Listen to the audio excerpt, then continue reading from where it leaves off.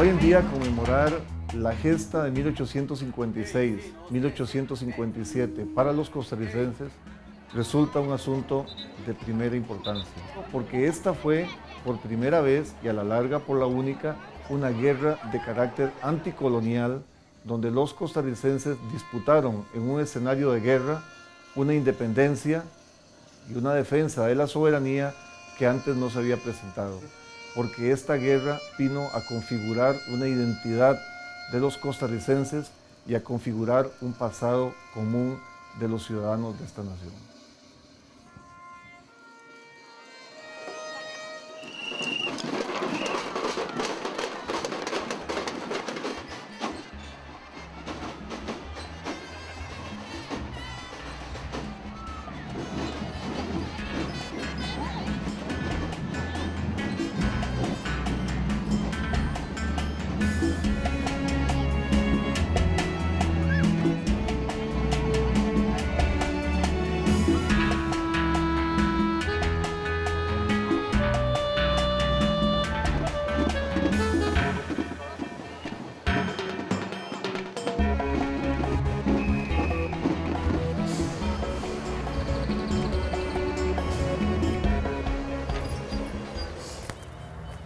Walker, Mora, Cañas, Santa María. 4 protagonistas y aquí las listas de cuantos más cayeron heroicamente por defender nuestro país. Pero hoy, ¿qué representan para nosotros? La casona fue quemada y muchos todavía desfilamos por las calles con banderas y tambores. Pero ¿qué se entiende? ¿Qué se vive? ¿Qué se siente? ¿Qué se salva del olvido?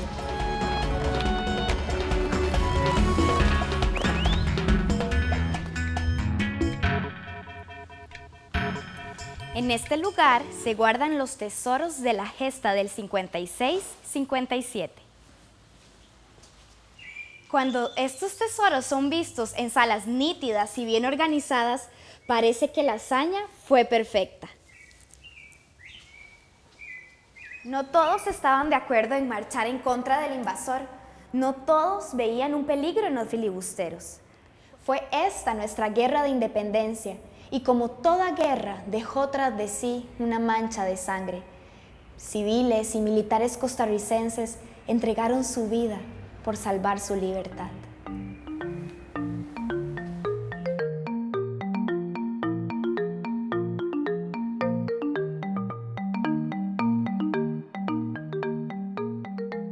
¿Cómo era la Costa Rica de 1855? ¿Y qué nos permitió enfrentar a la invasión de los filibusteros? La Costa Rica, que da como anticipo a la llegada de los filibusteros en 1855, tiene desde el punto de vista económico 2 aspectos dignos de destacar.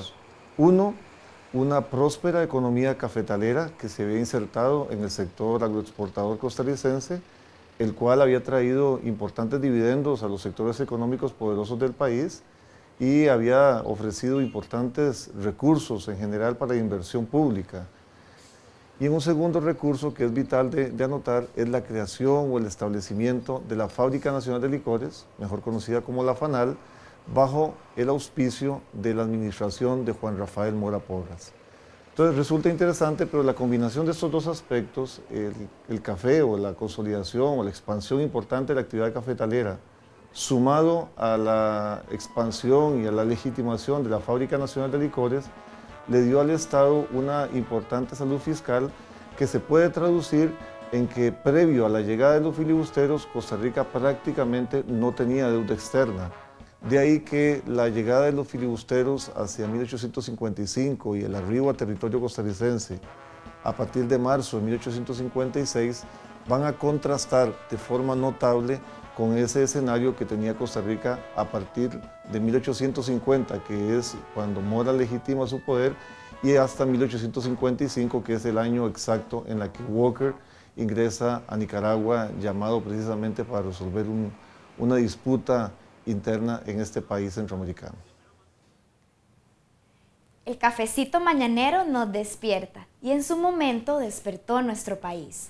Del trabajo laborioso de cientos de costarricenses nació una bonanza. Estas vacas gordas fueron peculiares de Costa Rica, no igual para el resto de Centroamérica, y los costarricenses supieron aprovechar este buen momento. Ese mítico ejército de labriegos sencillos no fue tan desvalido hacia la batalla. Con los ingresos del café y de la fanal, las tropas costarricenses estaban bien equipadas.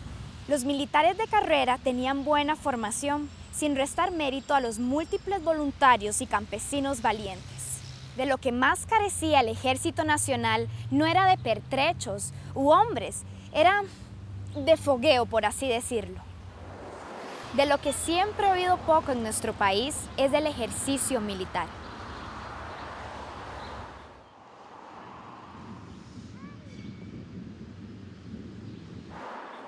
Confiado en la capacidad de su ejército y convencido de la amenaza en la frontera, Juanito Mora lanza su proclama. ¡A las armas! Ha llegado el momento que os anuncié. Marchemos a Nicaragua a destruir esa falange impía que la ha reducido a la más oprobiosa esclavitud. Marchemos a combatir por la libertad de nuestros hermanos. Fue clave contar con el apoyo de la Iglesia. Mora logró aglutinar la voluntad nacional y al frente del ejército marchó a enfrentar a Walker. Un contingente de 2.500 soldados salió de San José hacia Moracia. En aquel momento a la provincia de Guanacaste se le llamó Moracia en honor al presidente. Esta vanguardia iba a las órdenes de José Joaquín Mora Porras, el hermano del presidente, para encontrarse en Liberia con José María Cañas.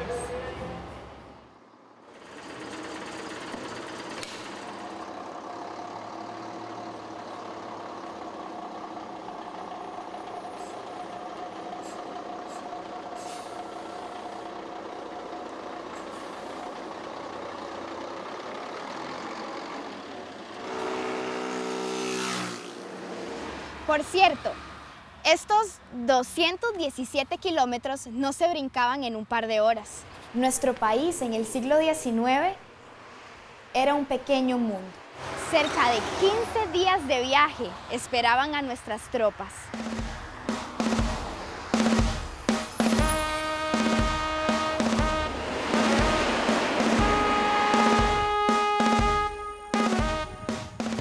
Y no era un viaje fácil. Además de los caminos lodosos, parte del recorrido tenía que hacerse en balsas. Se salía de Punta Arenas y se llegaba aquí, a Bolsón. Ya entonces estaban en Moracia o Guanacaste, pero aún faltaba un par de días de viaje hasta Liberia.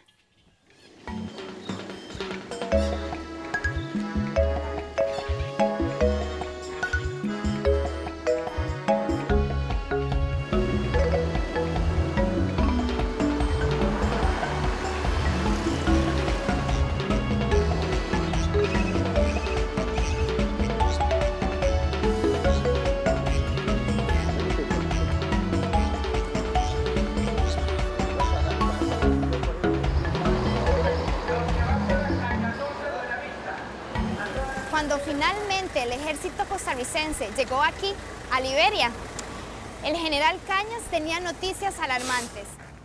Los filibusteros ya estaban en suelo tico.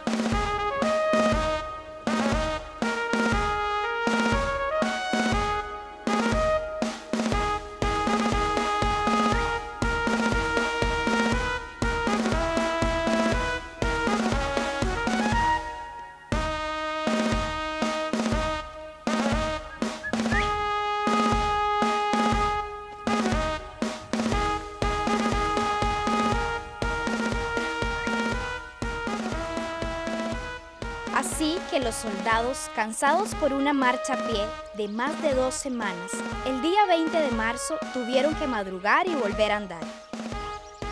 Tras otras 8 horas de caminar bajo el sol guanacasteco, llegaron a eso de las 4 de la tarde a la casona de Santa Rosa.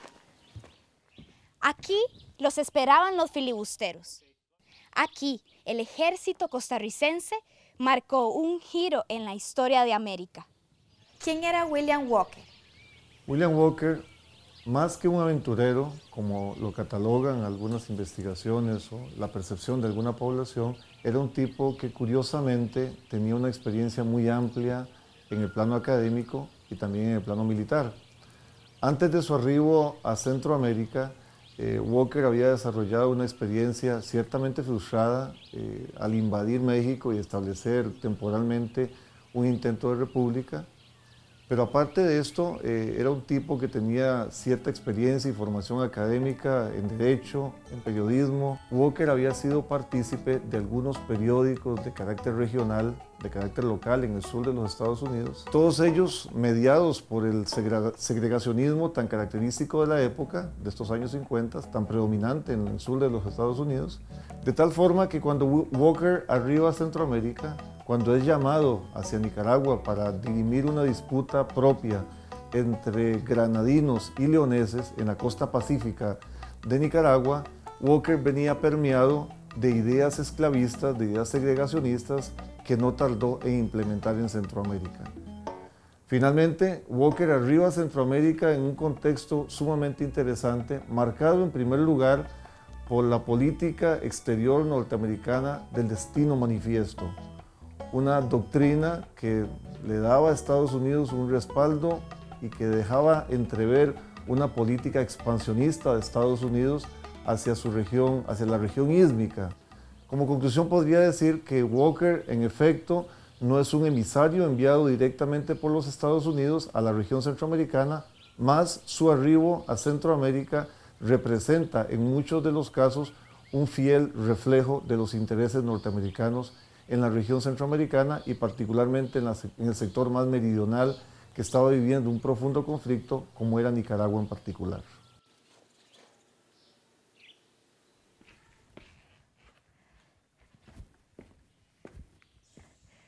Tras triunfar aplastantemente en Santa Rosa, de nuevo surgieron fricciones en el mando.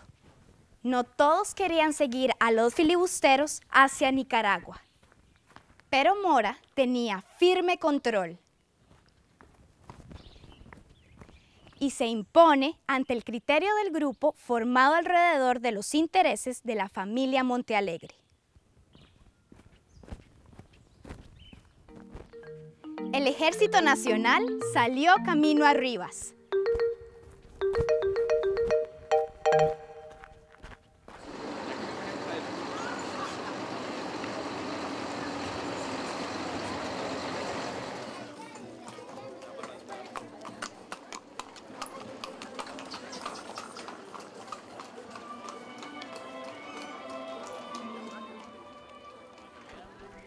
Rivas, héroe nacional aparte, no fue exactamente una gran victoria. Se ganó, sí, pero a un costo enorme, cerca de 500 bajas en las filas nacionales. 2 de cada 10 soldados ticos murieron en la batalla.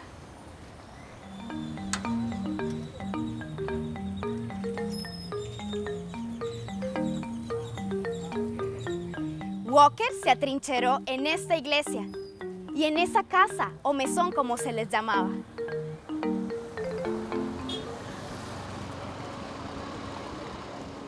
Y en esta otra cuadra estaba el Estado Mayor de Costa Rica. Eso quiere decir que el presidente Mora, su hermano y el general Cañas estaban ahí, a menos de 100 metros de los filibusteros. A los ticos los había tomado por sorpresa al alba, pero fue gracias a la acción rápida de las tropas que se logró detener el ataque de Walker. Y en algún punto de esta calle cayó Juan Santamaría en su regreso de quemar el mesón de guerra, es decir, la casa de la familia Guerra.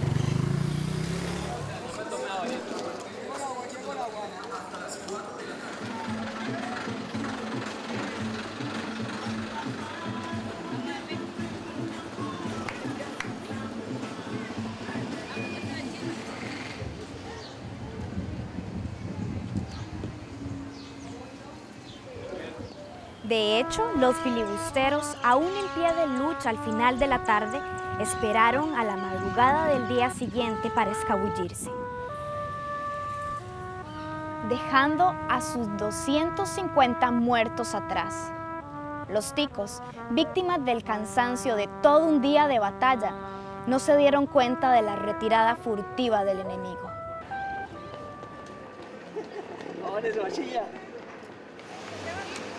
Aquí se recuerda el lugar de nacimiento de Juan Santamaría. Es conveniente que se trate de un barrio, porque este fue el tercer frente de la Guerra del 56.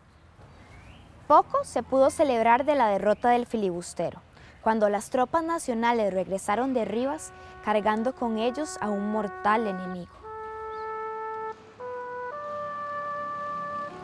En poco menos de un año, el cólera cobró la vida de 12,000 costarricenses. Sería equivalente a que hoy muriera 500,000 de personas. Los filibusteros echaron el cuerpo de sus muertos a los pozos de agua y el ejército tico se enteró muy tarde. En su retirada, cargaron con el cólera hacia el Valle Central. La catástrofe fue total. La economía se fue de a pique y no había manos para recoger la cosecha del café. El país entero se replegó y esperó por un milagro.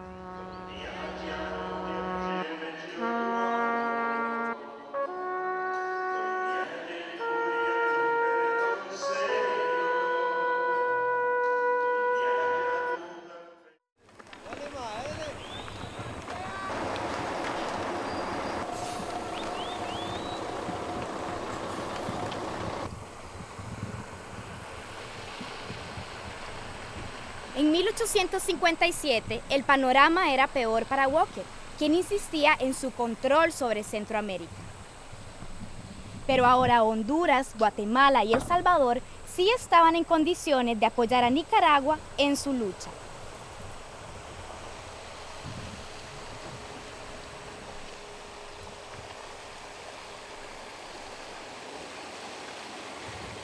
En Costa Rica, aún los muertos del cólera pesaban en el ambiente político. No toda la clase gobernante estaba dispuesta a continuar con la aventura militar. Pero Juanito estaba muy claro en las implicaciones de la presencia de Walker y logró convencer de la necesidad de continuar en la lucha. Aquí, en Sarapiquí, dio inicio a esta nueva etapa de la guerra.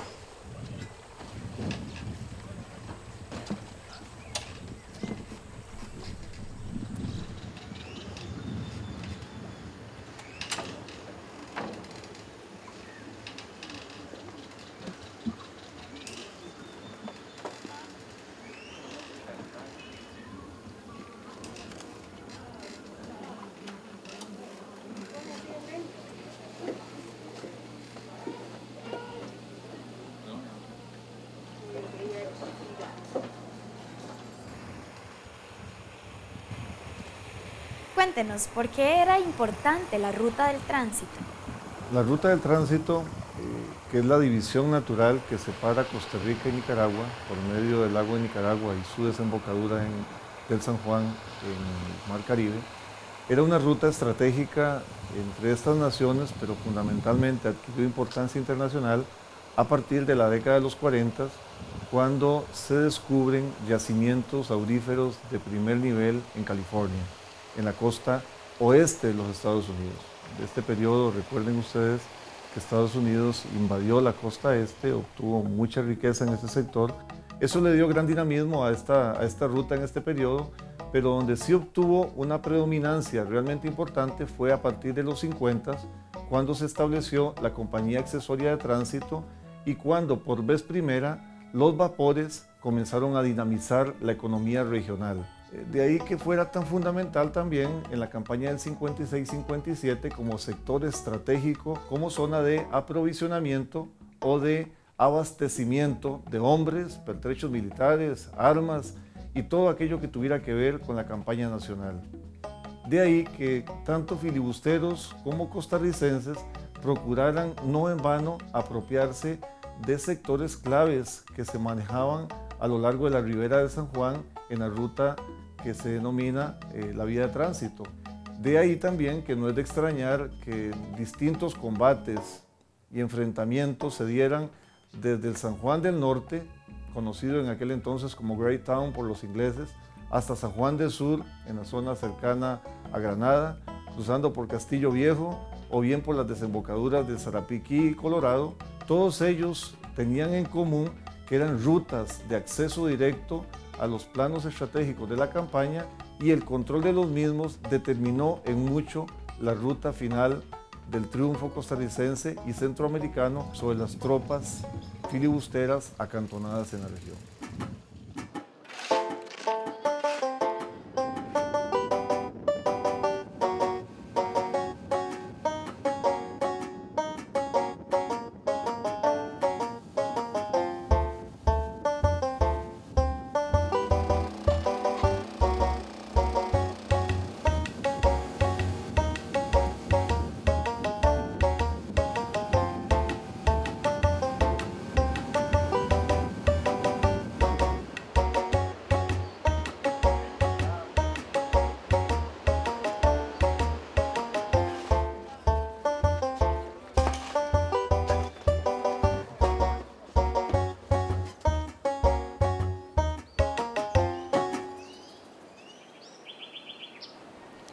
Así, en 1857, el río San Juan y sus afluentes en Nicaragua y Costa Rica son otro importante frente de la guerra.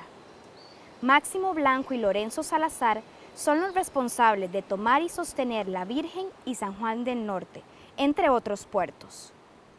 Pero la clave fue el triunfo en el Castillo Viejo. Aquí lograron detener a los vapores que traían los pertrechos y refuerzos para Walker. El estadounidense estaba encerrado en su laberinto.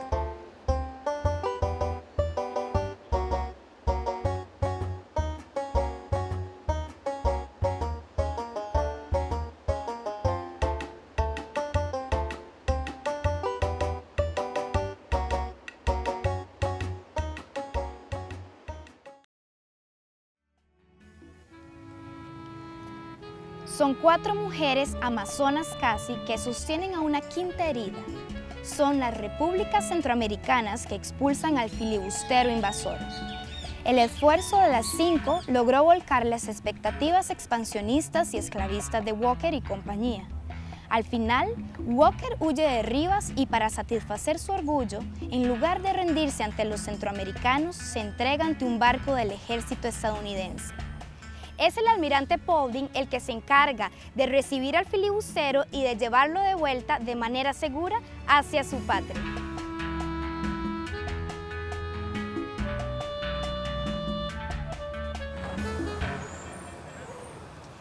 El triunfo centroamericano tuvo su lado oscuro para Mora. El país, sumido en crisis, ya no era tan sencillo de gobernar como en los primeros años de su gobierno. Al llegar Mora al poder en 1849, el país no tenía deudas. No obstante, la defensa de los filibusteros había generado una considerable deuda externa. Esto generó un importante déficit fiscal. En sencillo, el país tenía que pagar más de lo que percibía por concepto de impuestos. Esta crisis generó grupos que se oponían a la permanencia de Mora en el poder. Entre la paranoia y la traición real, Mora es expulsado en 1859 de la presidencia. El responsable, José María Montealegre, cuñado de Mora. Es así como a Mora le toca, de manera irónica, compartir en 1860 la misma suerte de Walker. Mientras a Walker lo capturan y fusilan en Honduras en una nueva intentona colonialista, al expresidente Mora y al general Cañas los capturan también en 1860 en Punta Arenas. Ellos intentaban retomar el control del gobierno.